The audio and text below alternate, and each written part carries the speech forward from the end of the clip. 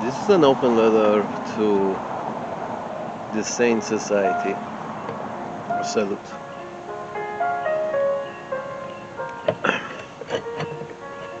Although I may be wrong about whatever I say, but I just thought I mentioned. I could be wrong about the whole thing, whatever I'm saying, anytime, at any time. So there is no proof anywhere that I'm right. So let's leave it at that. But here is an idea. I don't think this cemeteries, especially the veterans of war cemeteries, I think they shouldn't be. They should be. I think they should be front and center in elections. Cemeteries, especially the veteran cemeteries, should be front and center in every election in everywhere in the world. All of these so-called democracies, the cemeteries of their war dead should be the front and center in every election. I think all of the debates should be held at different cemetery location, including, the National Cemetery, wherever that is, be it in Beijing or in Delhi or in, Kuala Lumpur or in Paris or in Germany or in Washington. The, debates, main debates, they all should be held on the ground of cemeteries and with cemeteries in full view of camera. Why? They say there's a very old proverb that says war is politics by different mean. War is politics by a different mean.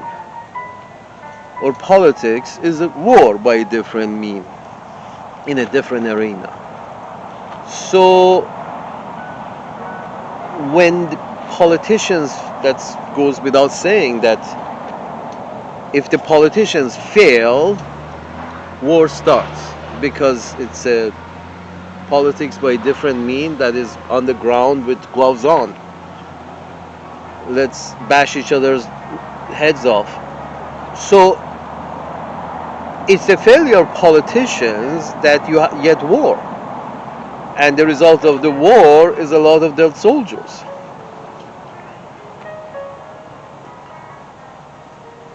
I'm sorry, so the failure of the past politicians should be hidden, not part of the primaries or part of the election cycle? Are you kidding me? The failures of past politicians that belong to certain parties shall be left outside of election circus. Salute.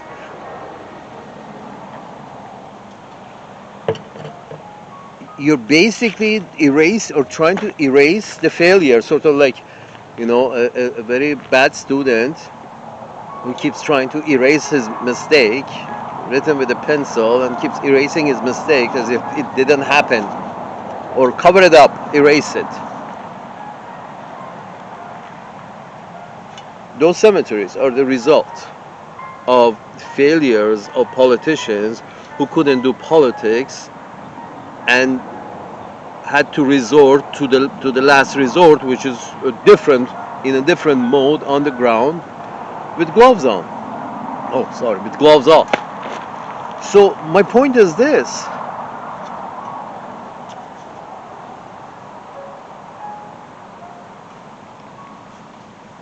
Are you kidding me? It doesn't make sense.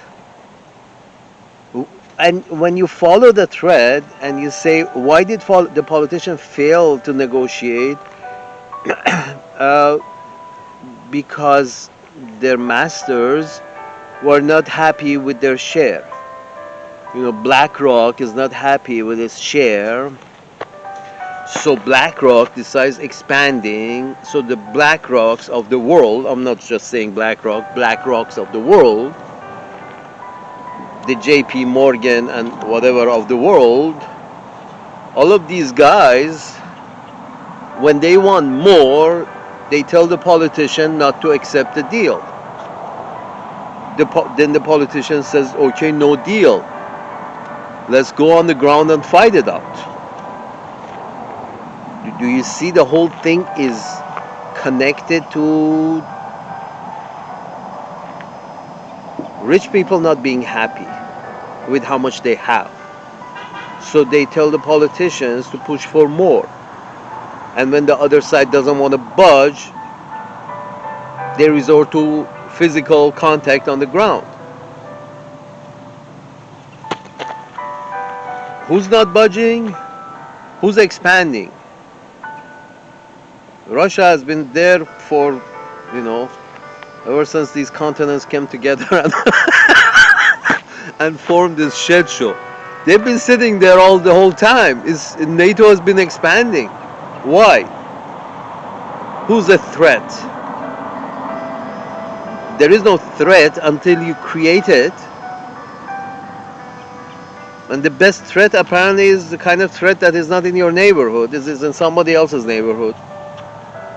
Because you can do a lot of,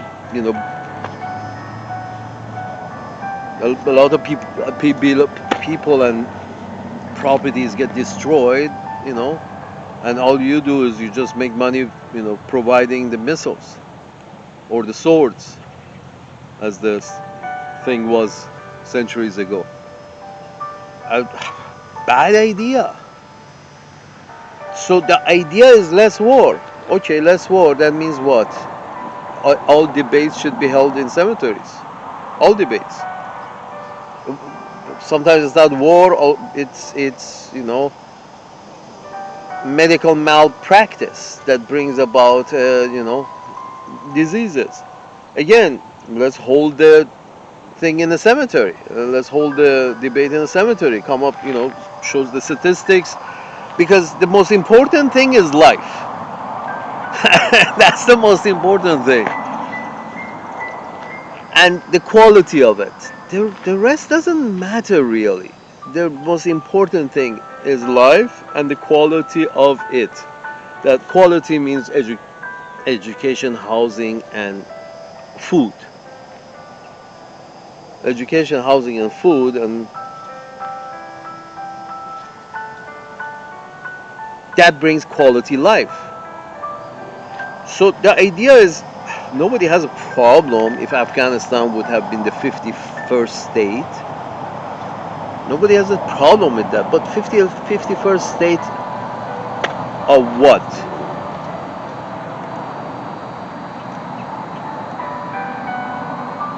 Missouri, I understand, has a lot of poor people, and quality of life is not good.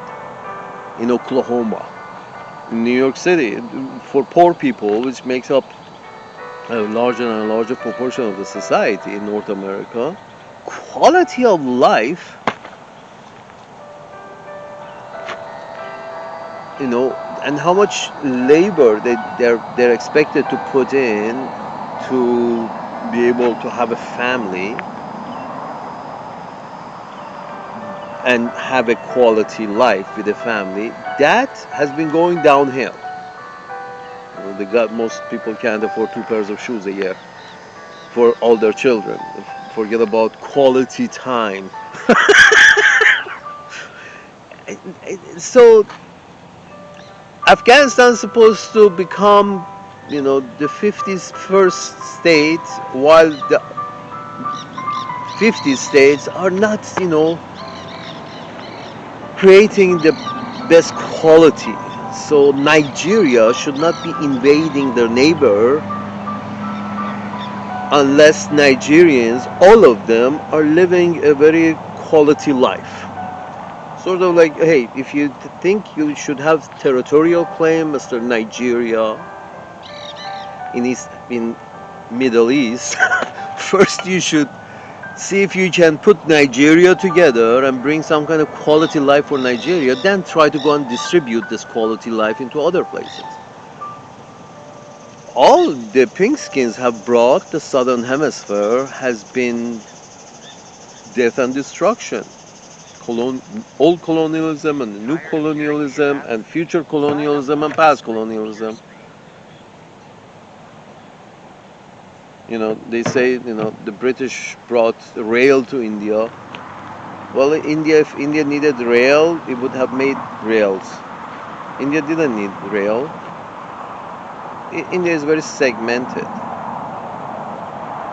You see all these millions and millions of people who, get killed every other year in India. Oh, I'm sorry, thousands of people, hundreds, thousands of people who, because been mixed too soon by the help of railroad. They're not ready for that. They're not accustomed to that. They're very, very, very prejudicial to to their village, You go ask an Indian in India, where you from? It doesn't tell you his state or, I'm from India or his state. It says my village. I'm from such and such a village. So that's a norm in India. So I was very confused because, other nations have some kind of national identity, but India doesn't.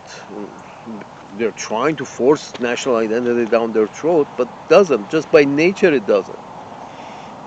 Never, even before the British, it was, series of Rajas, and before that, some outsiders had to always come and go and organize Indians, because Indians naturally are dissociated. They think in terms of village, my village and your village. So by nature they should be dissociated. So this idea that we have done something good, bringing them technology. Uh, we have done, advanced them. Well, if they, when its time is right for their society culturally to advance, they will advance. They will unite.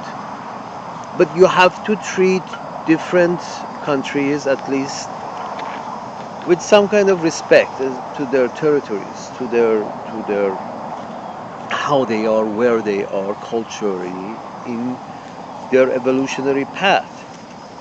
Cultures go up and cultures go down.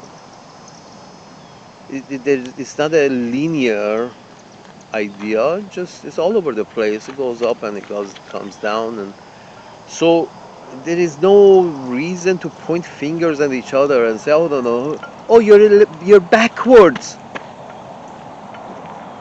What if comes a day that you fall back 200 years because some kind of a catastrophe? Then you will be living like that, hiding your women under loads of blanket because you don't trust other men with your women. This is what I'm trying to say. In case of Afghanistan and Taliban and coming out with all these hijab rules and this rules, they're tribal people. They recognize their villages. They don't recognize a country. They may in 50 years, in 10 years, 20 years, 50 years, 100 years, they may come to have a very strong national identity, but this is not that time. It's not Switzerland, so it can't, that its cultural norms cannot be cultural norms of Switzerland because their condition is not Switzerland. Not that it's back. Don't look at it in terms of better, worse, up or down. Think of it as indifferent. They're in a different cycle. Who says that in 1,000 years Afghanistan would not be Switzerland and Switzerland be Afghanistan in 1,000 years? Is it inconceivable? No, it's not. So it's just it's up and down, and holding fingers and pointing the other side as being backwards or down. It just, and because of that, presumably that they're backwards, and we have to go help them and bring them forwards, and with all the good intentions, whatever the next one may be, all these good intentions in the past as tools of colonialism have been the facade of colonialism, have been, we're going over there to bring them civility, we're going over there to bring them a better religion, that is Christianity, we're going to bring them a better form of economy as opposed to communism, but capitalism, our model capitalism, with no holds barred, always gloves are off. And we go to war if our rich people don't make enough capital, as much as they expected, then they tell the politician not to make a deal. So, or they give money as donations to politicians who have agreed not to make a deal with Saddam, with the Taliban, with the Maliban, with the Baliban, with the Taliban, with the, you know, with the Viet Cong or the Khmer Rouge. Didn't make a deal, didn't want to make a deal. That the capitalists thought it's not enough on the table. They're not getting their beak wet enough. There's the wet beak. So the capitalists who pay for the circus called elections, these very old democracies. Newer democracies are not as corrupt, but the older apparently the democracy gets, and as all the drugstores and grocery stores, suddenly there's only Walmart, and there's only one family to please, and then there is one Walton and one Bezos and one Sezus and one Dezus, and there's only one to please. The politician has to please this guy no matter what, because he's the guy paying for the circus. There's so much rules and regulations that even a rich guy like RFK had to borrow money. Friends had to chip in, so for him to continue, because the whole process has become so expensive. Forget about the advertisement, just the running part is, you need to have very deep pockets, because others don't want you to run. Are you kidding me? Democracy? I'm an alien from outer space. Is this what you call democracy, in which only the rich people have enough numbers in their bank account that they can push a politician forward? The process is so expensive that only the rich people can push a political voice forward. Only the rich people. So you do understand, these rich people became rich because most of them are a little me. That's how you become very rich. You become a lot of me. Then so you expand, your portion becomes even greater, and their portions remains the same, or even goes down relative to inflation. In this situation, a politician has to please like 3 guys in the state. Well, even the politician has to give a blowjob to 3 of them. He can do it, or she can do it. Even if he or she has to give a blowjob, let's say in Sri Lanka, in Bangladesh, if they have to, if capitalism reaches a point in which there is only 3 people that have the kind of money that you need to push your message, although the message has no buyers, and that's where the election becomes, oh, I don't like either party, is because the message is so foul and they're both repeating the message. A lot of people have to hold their nose and vote. So why not change the message? Oh, because the people who have the money like this message. We can't change the message because people with money like this message. And they're paying for this circus. They're backing with deep pockets in order to, if any issues arises, they have a school full of lawyers at their disposal. They can, and money to pay these lawyers to bleed you. Salute. Democracy? You call this democracy? Okay. Got it.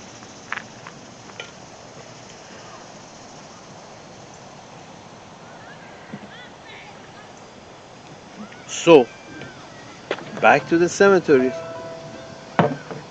I think every election, even in South Africa and Namibia and Uganda and Mozambique and Zimbabwe and Zambia, if you're pushing for democracy, all debates and elections and things relative to elections should be held at cemeteries on purpose, especially the war dead, because then you have to say, hey, justify this. Who the fuck was responsible for this? That they were so, that the rich people that they were connected to were so greedy that they pushed these politicians to put these people underground. The chain. The rich people who were backing this group of politicians were so greedy that they didn't want to settle. They wanted more, and for that price, they were willing to put these people in the ground. Well, those might not be good politicians, and whoever is connected to them or has the same ideas should be, wouldn't even want to hold the debate over there. Oh, my party was responsible for it. My backers were responsible for this. Okay, yeah, and these backers or the backers of this guy who's responsible for this are backing me. The backers of these guys who are responsible for this are backing me. That's when it comes to the situation with Mr. John Stewart. Mr. John Stewart has found himself in the same boat as Liz Cheney. Liz Cheney of the Cheney family, who are adamant that Iraq War was just the right decision. Perfect. Because what? Because the rich people who back this group of politicians, the Bushes and Cheneys and company, those rich people were not willing to settle for what they had. They wanted more. They couldn't see Iraqi oil not being exploited by themselves. Chevron and Exxon or their affiliates or their buddies in Total and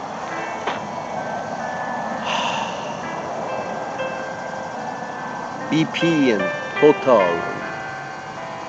So the rich people don't want to settle. Rich people in the northern hemisphere don't want to settle. They want some stuff from southern hemisphere. They tell the politicians that not to settle.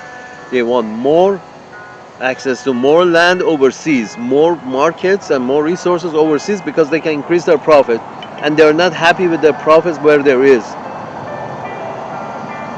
So they send the politicians forward, and both of the politicians, there's only two choices, and they're both singing more or less the same song with regards to, all those people who are 6 feet under.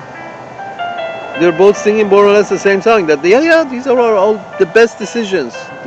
Yeah, these people had to go on the ground. Why? Because you failed to negotiate. Why?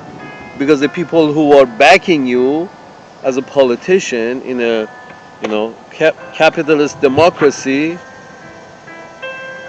Those they didn't want to settle, so they told you not to settle. Common people, we want to stay alive. Common people don't want to go 6 feet under, even if they sign up for it. They prefer to stay alive. So that means what?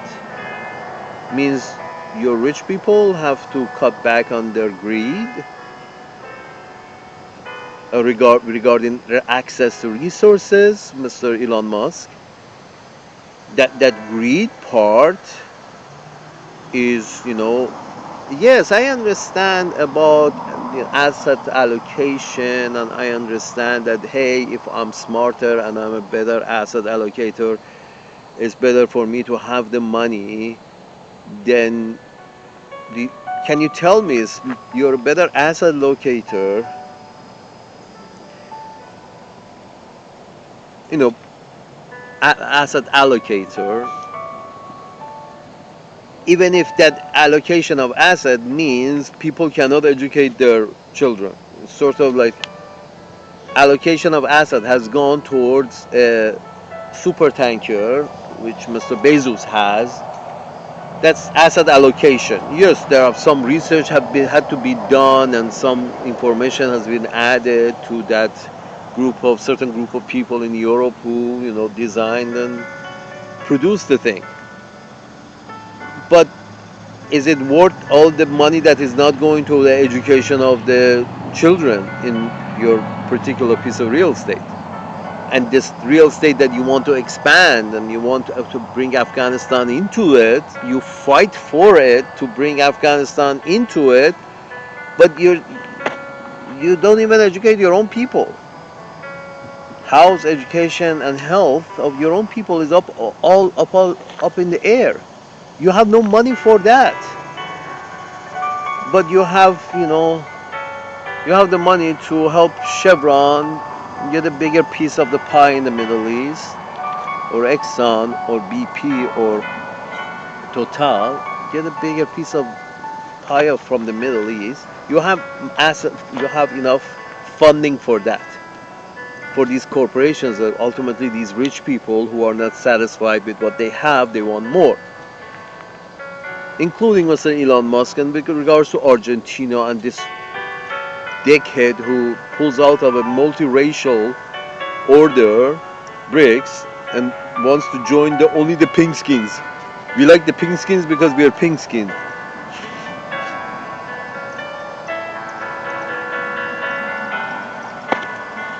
Melee. That was a really bad idea. You want more inclusivity, and imagine BRICS is a neighborhood watch to NATO, which is a Anglo-Saxon gang.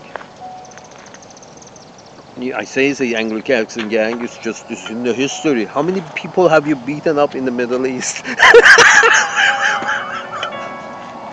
Imagine as a gang that goes around and beats up people. Uh, that's what NATO is, and it's from surprise. It's from pinkskins. It's the northern hemisphere. Is a pinkskin Mennonite. Although they have found a front for it. The black guy who's the head of Raytheon, Northrop Grumman. He's in the board, and he's in the board of a business that in his government job he's the biggest buyer, customer of that business.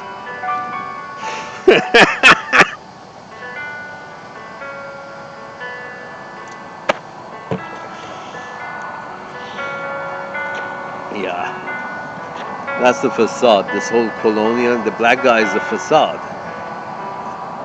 It's colonialism nevertheless.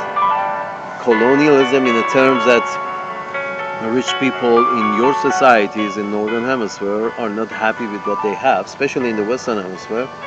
Expansion means somebody is not happy with what they have. They want to expand. You expand a business because you're not happy with what you have. You want to expand it.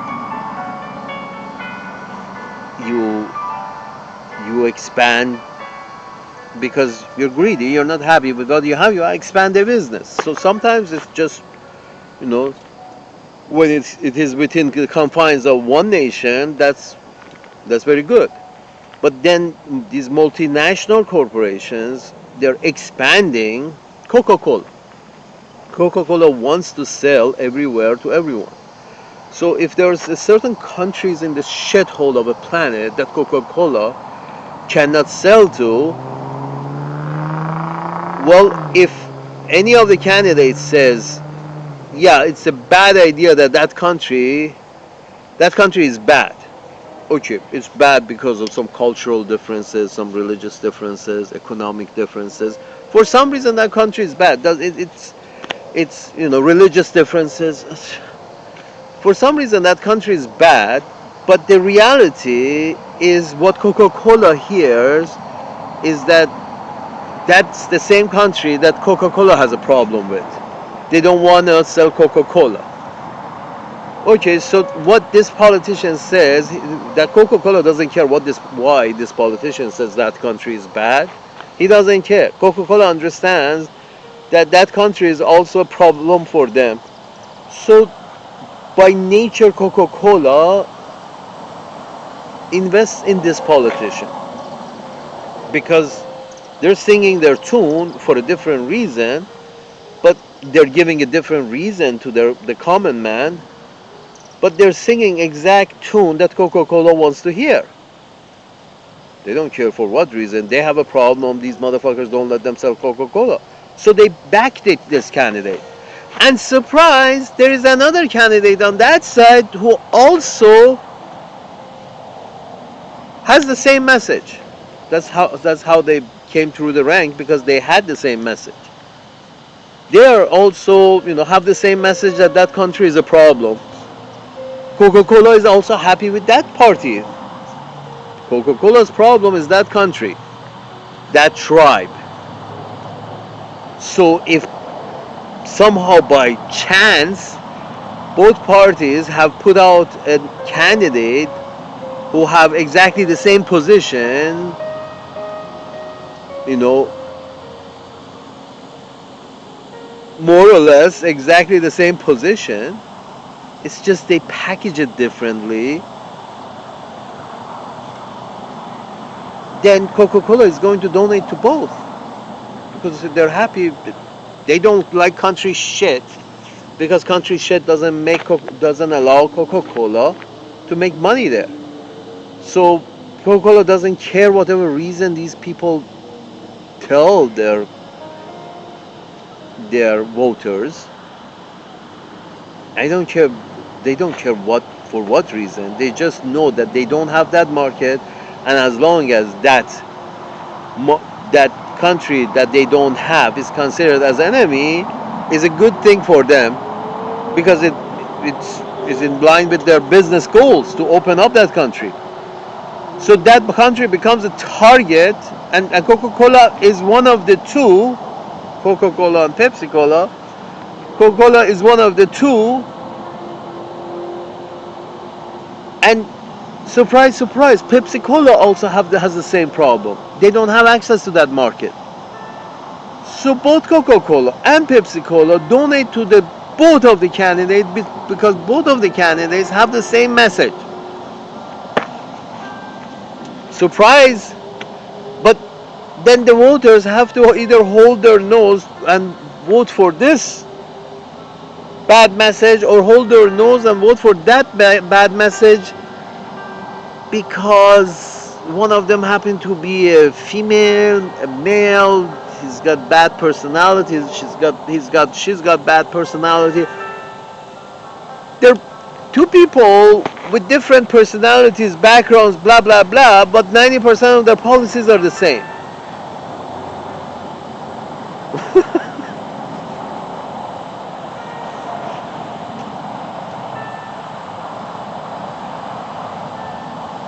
If the elections were not so expensive, so rigorous, so open to being sued,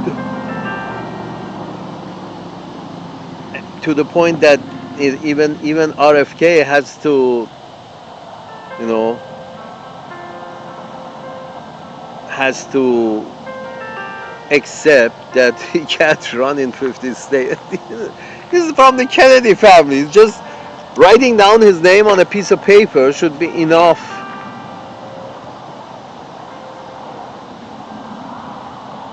respect for his family to be allowed to run in 50 states, and everybody should shut the fuck up. Are you fucking kidding? You're making it so expensive that only people with deep pockets have a say in this circus. And surprise, surprise, people with deep pockets are a little antisocial, a little, think of themselves as very good asset allocators. It's better for me to have this money because I allocate these assets much better than an average man does. I'm sorry, allocation of those assets. Is it more important than educating all the children of your society and not just those people who go to private school? Is an asset of distribution of assets more important to go along those lines, making sure all your people have good shelter, good healthcare, good quality of life, if not based on the moon yet? I mean, believe me, if your population has good education, all of them has good education, the peace and tranquility that brings to your society, makes people want to work for you for free. But as long as their needs are met with regards to, repeat after me, food, housing, education, healthcare. But are you paying attention to that? No. What the we we like to finance going to try to participate in some kind of a skirmish between natives over there on the other side of the planet because we try to expand our partnership, and somebody over there was anxious anxious about us trying to expand, our corporations not being happy with what they have, and forcing the politicians that totally depend on these corporations, wealthy individuals, totally depend on them because when there is this monopoly business or duopoly or a oligarchy or a few is like GE and LG and M, MG and end of story. These three companies own the whole fucking South Korea. When it's at that point,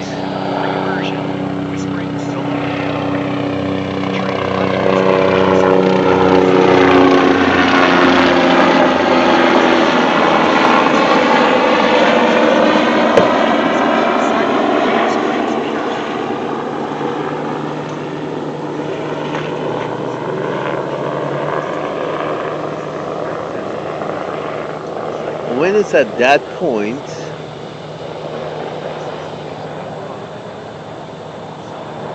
you see that the politician only has to take orders from a few hundred or a few thousand. Only take order. Those are the real ones that are financing the circus that is so expensive and so prone to judiciary action and suing and not being allowed to run. Candidates can't run if they don't have deep pockets backing them. Are you fucking kidding me? And you don't feel it's made up. You don't feel this kind of democracy is made up, Mr. John Stewart. Mr. John Stewart has found himself in the same boat as Liz Cheney,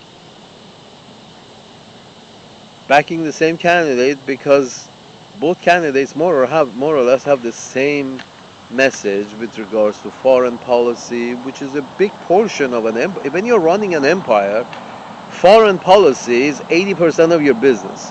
If you want to run an empire,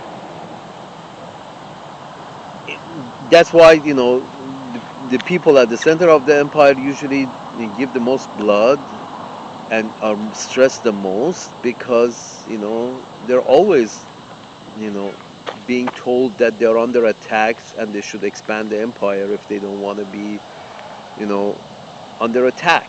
So we have to go farther, not back, farther. And the whole idea that putting down politicians saying, "Oh, you pulled out," and that's a bad thing. That you pulled out, you shouldn't have pulled out, and like, well, after you come, you want to pull out. I mean, it's just it.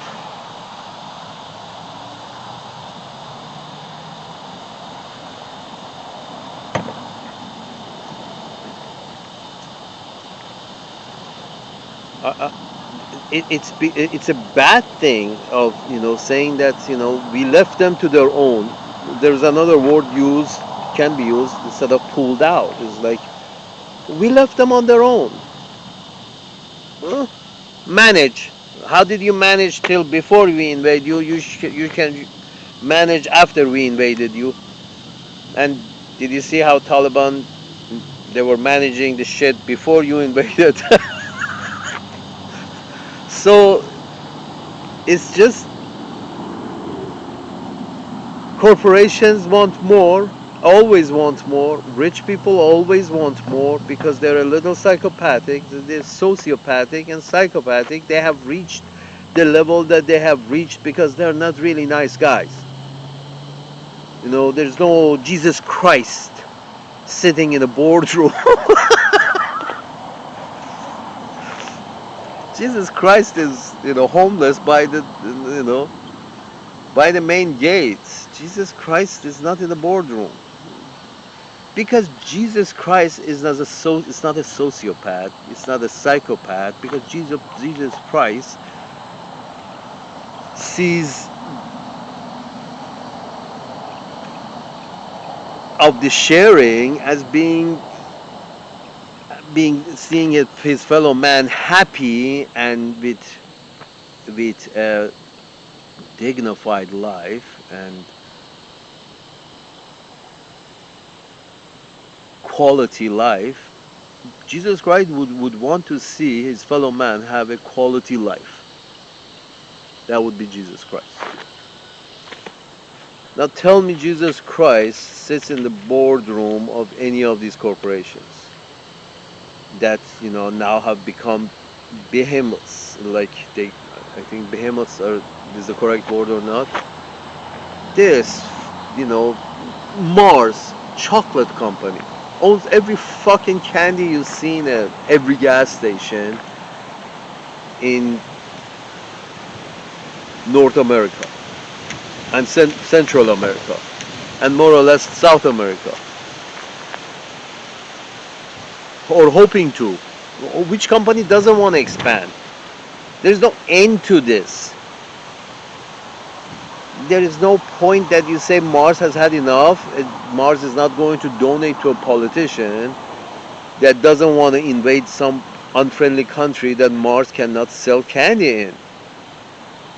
If a politician said for whatever reason, difference in race, religion, culture, for whatever reason, race, for whatever reason, if that politician say we have to go change North Korea into something that we like, that we recognize as normal, and for whatever reason they say Pepsi and Coca-Cola don't care for whatever reason. They know that they can't sell in North Korea, so they always donate to any politician who wants to open up North Korea.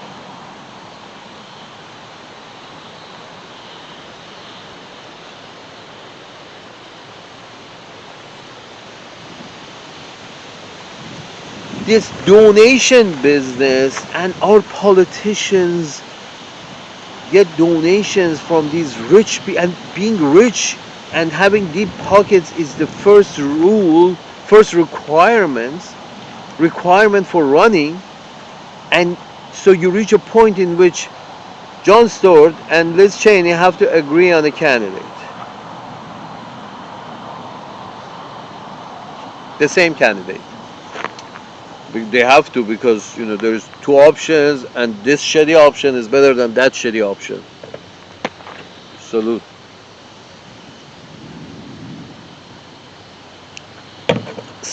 mostly because of some domestic differences. Foreign policy, they're all for expansion. Mrs. This and Mr. That, they're all for expansion because that's the only thing that it matters for corporations. Just as you saw corporations, one day corporations proclaim to be more gay than your gay uncle, but then the next day corporations are as straight as your other uncle. you're, you're thinking to yourself that they changed overnight because it's a corporation. Whatever sells. Red, white, and blue. Okay. Red, white, yellow, orange, pink, and blue. We're okay. As long as they can expand their market and access to more resources. That's the sole purpose of a corporation. But here's the kicker. China has shown that they can control their corporation. That Alibaba guy, out of the way. Yes, I think that's a good thing. A group of intellectuals in charge decided that this Yahoo, who just was a businessman with the right guy, the right idea, with the right backing, he got it going, and now this businessman that suddenly thinks by himself can have a foreign policy, that's a bad idea. That was good. They washed him, dried him, and put him aside. That's how you treat rich people, even in a democracy. That's how you should treat the rich people. It's like, no, you know what? We're not going to do this. Whoever has more money can donate more money. We're not going to do this. We're going to do this with without money, without advertisement. Whoever message gets through, and even if that would be Bernie Sanders, whoever message gets through without fucking billions of dollars in advertising. Are you fucking kidding me? If you have to advertise a message so much, advertise a candidate so much without actually any substance, if you have to advertise a candidate so much, then apparently the message is not selling.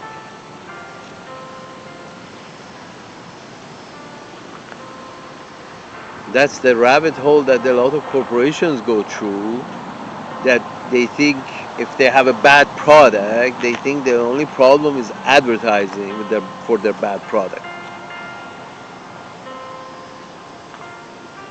These the other day I was shopping for hot dogs, and used to see a few times, I started seeing uncured hot dogs, which I purchased because I understand sodium nitrate is not included in uncured, and that is apparently much better because sodium nitrate is a compound that they know is causes cancer. One of the causes, could be one of the causes that creates colon cancer. Related to, I don't know the correct verbiage, there is some connection there because some statistics match. The amount of processed food, cured processed food that has been consumed is somehow have some kind of a direct effect on the number of patients with colon cancer. Apparently, there is the statistic out there. So recently, I visited, and I couldn't find a single uncured hot dog of any brand. Well, there are like 3 brands. Everybody else has been bought off or bankrupted, so like there's 3, 4 brands left, period. So nobody's carrying uncured hot dog. This is a decision that collectively people have made over a golf game. Why? Because like two, three people are at the top. If there are 50 500 hot dog makers for North America, I'm sure, you know, having uncured hot dog would have been an advantage, and many of them would have started producing, and the system would have moved towards that of uncured hot dog. Things start going sideways in human societies when very few people are in control of a lot. Economically, politically, things start going sideways. Imagine if there were 11 presidents in Uncle Sam's land. Imagine if there were 11 presidents. Can you imagine 11 presidents going to war anywhere? I can't imagine, because those kind of silly decisions that no, and imagine if there is no, if a senator has to literally depend on $5 donations, no more than five, and no CPAC and GPAC and DPAC and LPAC, and no advertisement, no advertisement. Here in this website, you can find my what I'm going to do, what I've done, and what I'm going to do. In this website, on this page, you're going to read what I've done, and this page, you're going to read what I'm going to do. End of story. This is an election, and you can have 50 candidates, because nobody can sue anybody for anything with regards to election. But you don't do that.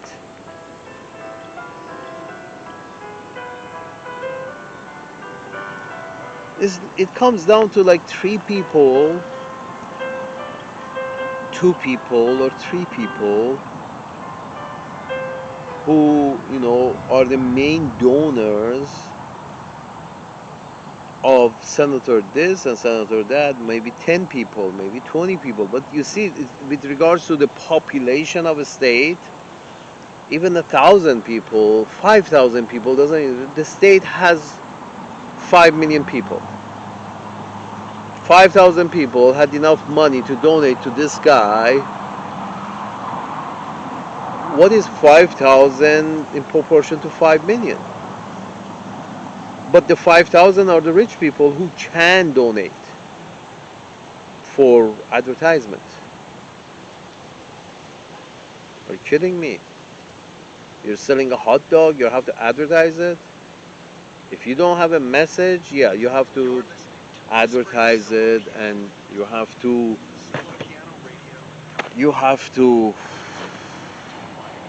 make it look all nice and pretty. If there's nothing there, if there's substance there, that's the whole idea behind. You see some poor bastards who, wear their bank account around their neck, and it's all hot air.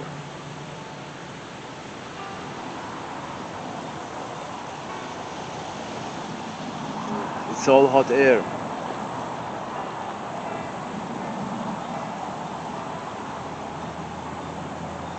But sure, why not hold all in every country on earth? If you want to continue democracy, you have to hold your all of your debates and major party events shall be held on cemeteries, especially war veteran cemeteries. Because this is the point where it has separated the politicians and whoever is backing those politicians from what is beneficial to the real people. These real people didn't want to go 6 feet underground, even if they signed up for it. They didn't want to go 6 feet underground, so whoever is responsible for them being 6 feet underground has to hold, or whoever was backing them has a stain on them, and by forcing these election events to be held on sacred ground, you're excluding those, you're forcing those who backed the previous mistake to stay out. You know, I have a feeling Liz Cheney has a problem holding an election event because of her last name. I think she might have a problem holding an election event in a cemetery. But I don't think President Carter would have any problem holding an election event on a cemetery because he's not responsible for any of it. And imagine that President Carter would have a second term and a third term and a fourth term. I don't, 2 terms is neither here nor there. If the fucking guy is responsible and is doing a good job, I don't care how many terms. But a good job not for the rich people, not for those people who are good at asset allocation. There is nothing more important than a quality life for all your citizens. A base in Iraq is not more important. Financing a base in Iraq or Afghanistan or Malaysia or Indonesia or Taiwan, funding a base in Taiwan is not more important than providing a quality life for the members of your own tribe. Then why are you holding that base in Taiwan if you can't even provide quality life for your own citizens? Period. Everybody, I'm talking about Nigeria, South Africa. But as far as I know, South Africa hasn't invaded Madagascar to bring them peace, love, harmony, democracy, and freedom. No, South Africa is trying to, help their own citizens have a better quality life. At least that's the aim. That's the objective. Only these Anglo-Saxon imperialist countries thinking that they should, they have to have that finger in every pie. We have to go bring them something good. Take your pick. Coca-Cola, Pepsi-Cola, they both want to expand their territories. So now we have to come up with a reason that our invasion or bombing or killing or is justified. It's because we aim for something really good. It's called democracy.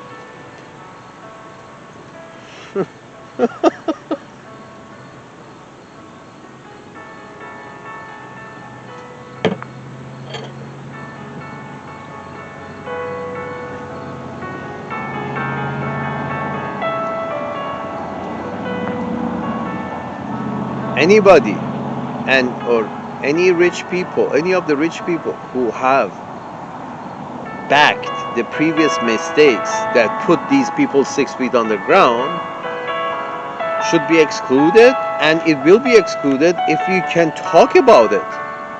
Are you kidding me? The first message of psychology is talk about it. Talk about it. Get it out of your system. That's the first message of any psychologist, is to let's talk about it.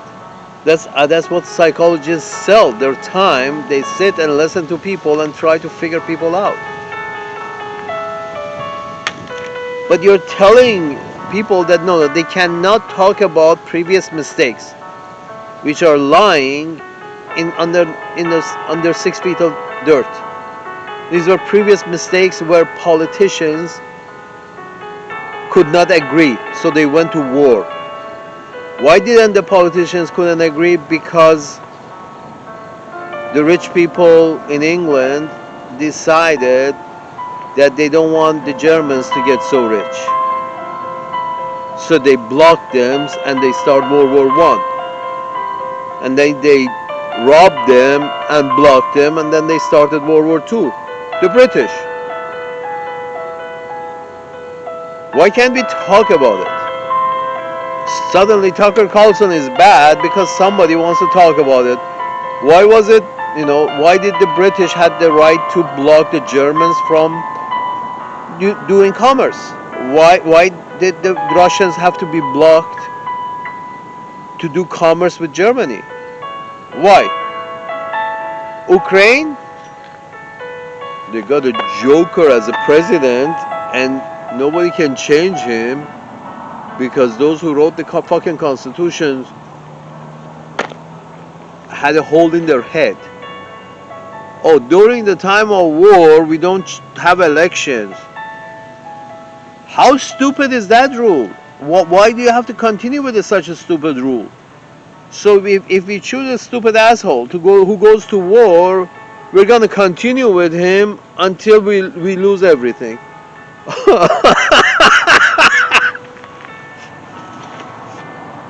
This is not a horse race. This is the thing with democracies and elections. It's a horse race. It's not a clash of ideas. It's a fucking horse race. You pick your horse and you stick with your horse until you lose it all. Salute.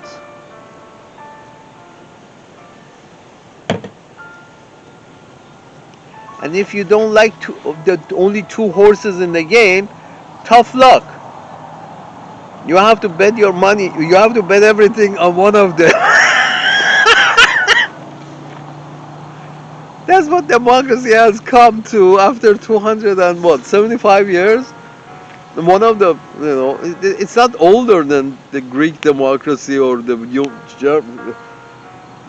Roman democracy. I don't think it's longer, but you see it's going sideways. It's just going sideways.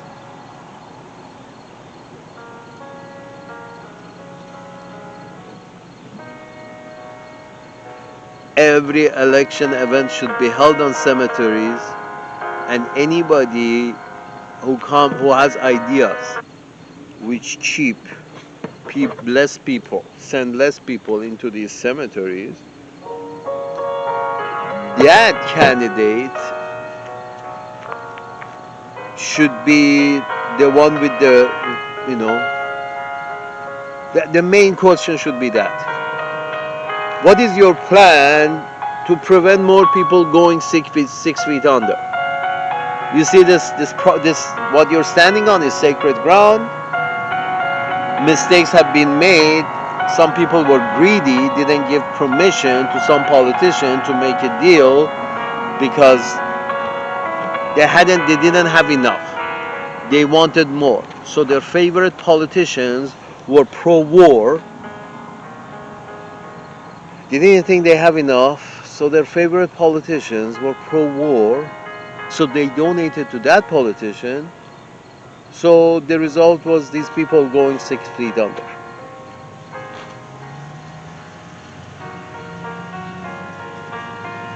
So the first question of the debate in every one of these debates, the first question of the debate from any moderator for every one of these debates to both politicians should be, how are you going to prevent having more people going six feet under before their time and not having a quality life? And you have to bring down your recruiting standards lower and lower and lower.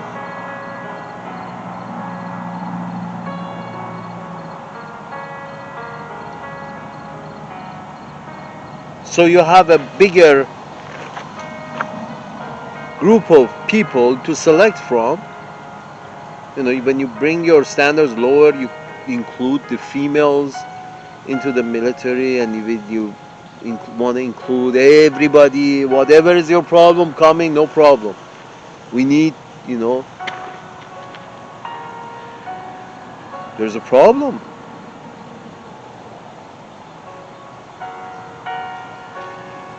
The problem is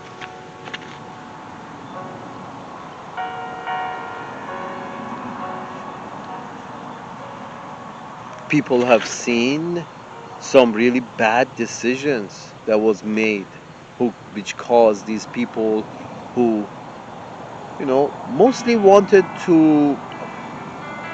I believe if I was signing up for military service, I would My first reason would be I want to see the world.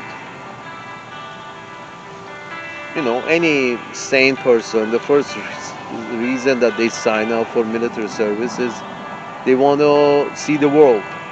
They expect to travel, and that's a good thing. But, you know, Peace Corps, you can also travel with Peace Corps for free. I'm sure Peace Corps provides meals and housing just like the military does.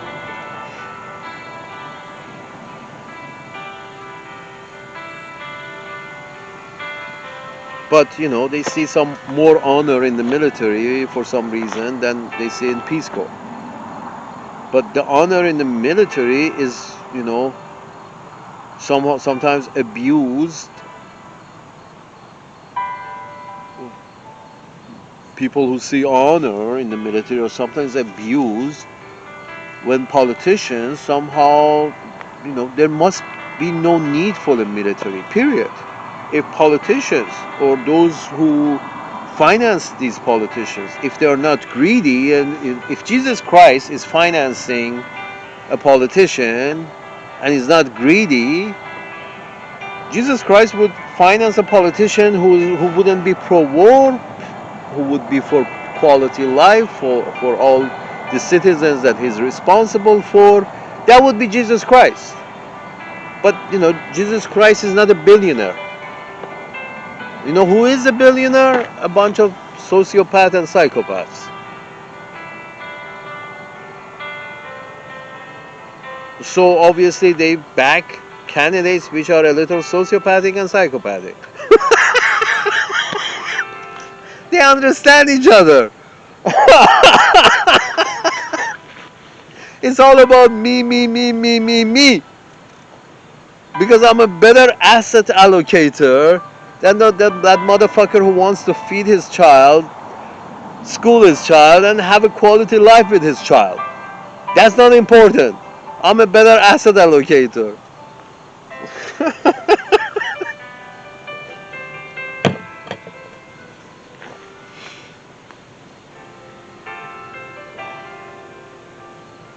Yeah.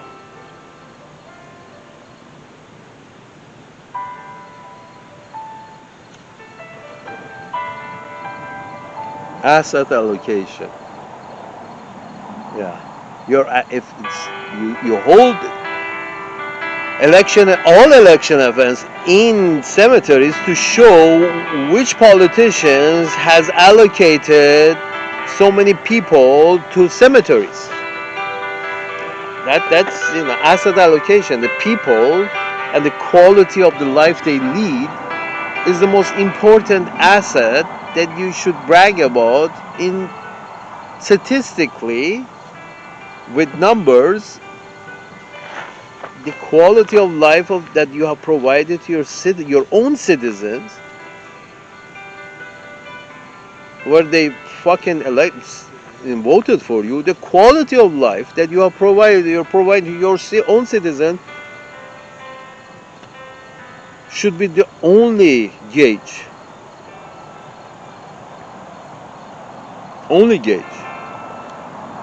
If you put more people on the 6 feet on the ground or less people 6 feet on the ground, now be it a medical emergency, a pandemic, or war of some sort with regards to, or funding a war or going to a war or some sort of other around the planet because, Amazon wants a few more countries to provide warehouses to cash in on. Amazon, Walmart, and Ajax, and Mars, and are you fucking kidding me? And all of these corporations are in debt to Raytheon and Northrop Grumman and Boeing and all of them. They're in debt to them because these are the guys who open those markets. So the arms manufacturers and the oil companies pay up front,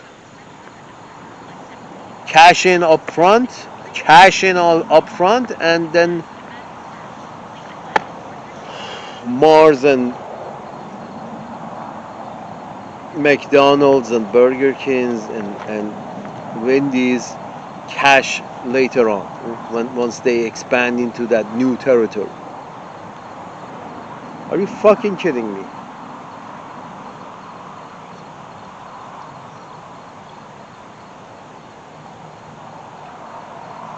No, no. All, even in India, you hold election rallies in cemeteries, especially those cemeteries that have been filled with race riots.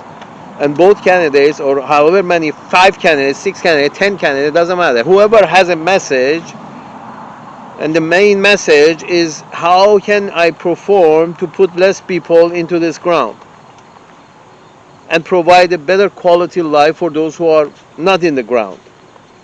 I put less of them in the ground and provide a better quality life for those who are not in the ground. That should be the main concept in every election in India, in Bangladesh, in Japan. If this thing you call democracy has to work. Pulling candidates out of your ass, just declaring candidates overnight, and trying to stay away, as far away from cemeteries and you know mistakes of the past. This is no longer democracy. I would consider this as magic. you, you, you had a circus show, now you have a magic show.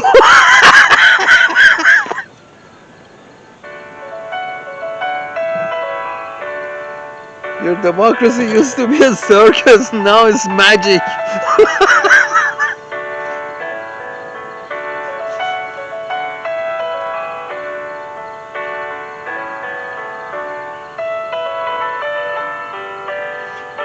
You pull candidates out of your ass, and both of them happen to have the same message.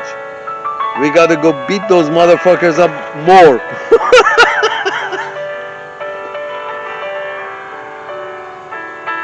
Foreign policy should be 20% of your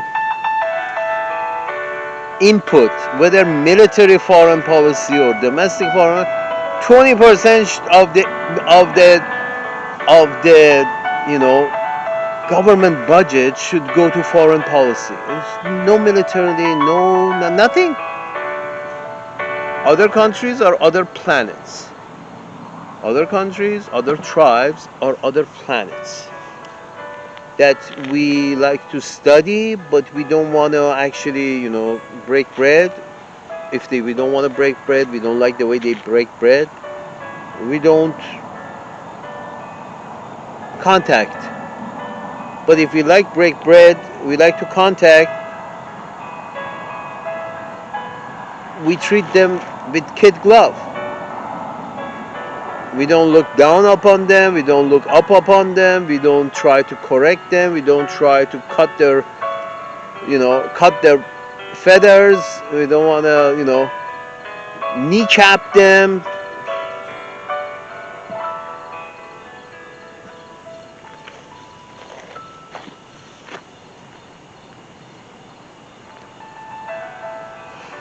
Kidding me? The other day NPR was introducing us to Nauru and Palau, one of the two. And the idea was, this is one of our closest allies, and they always vote with us in United Nations, and this is Nauru or Palau, which one of the two. And it never during their, I think the first and last presentation of Palau or Nauru, they never even mentioned what's the population of this place. I have a feeling it's like under a couple of 100,000 population in an island or a group of islands, and it's manufactured consent. It's the idea that the media's job is to actually manufacture consent amongst the electorate, amongst the populace. That Iraq invasion of Iraq was manufactured consent. That's what Mr. Noam Chomsky has called it, and that's the job of media. That's the one job of media. We want you to deliver a message, them bad, us good. And when I say us, in reality it's BlackRock and JP Morgan, but on the surface we say us, the Christians, us, the white people, us, the civilized, us, that's for the masses to sign up to fight. But in reality, us, when I say us, I mean, JP Morgan and Mr. Chase. And whoever other people who are behind, who are extremely wealthy. Ukraine is being fought for them, by them.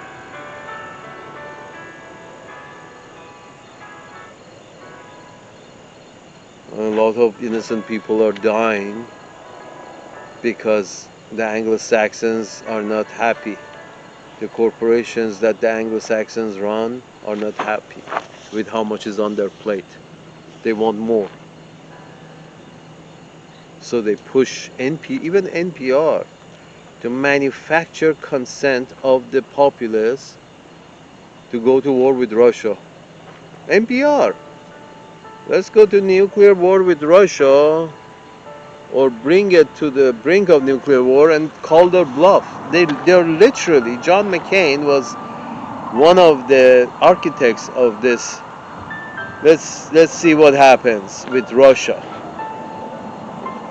And Lindsey Graham too, and a bunch of these people, and the neocons. And neocons' job is like, let's expand our territories, even in places that we are dealing with very strong opponents. Let's expand our territory. Iraq was expansion of territory. Syria is expansion of territory, without the consent of the population who live in those territories. That's what war is, offensive wars. Expansion of your territory without the consent of the people on the ground.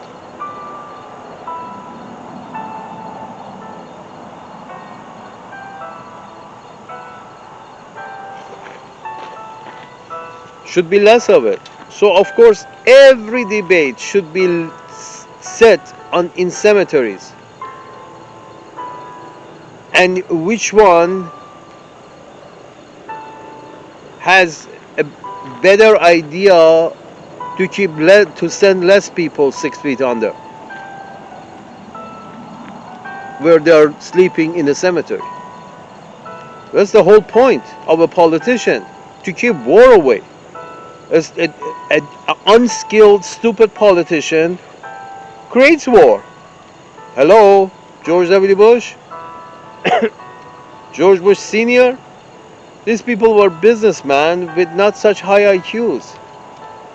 Not Reagan IQ? No, he was not.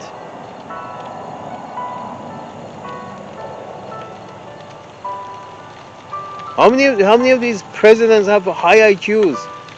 So you have a system in which people with not as brilliant as as you have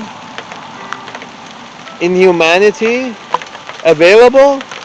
Oh no, we don't want the brilliant ones, we want the popular ones. Popular ones are the ones who are willing to go to a frat haze, to belong to a frat house. If you're willing to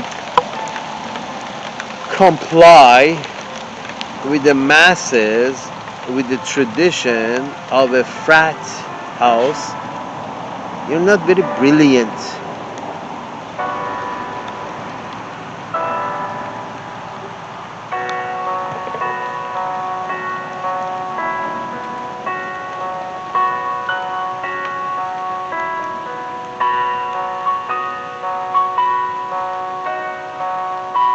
Everywhere in the world, every election event should be held on victims of war cemeteries until war stops on your planet. Until you tell your rich people enough is enough. You don't need to expand your territory. And you don't need to favor politicians who are happy with you expanding your territory, who vote for you expanding your territory. Period. Cemeteries are the answer.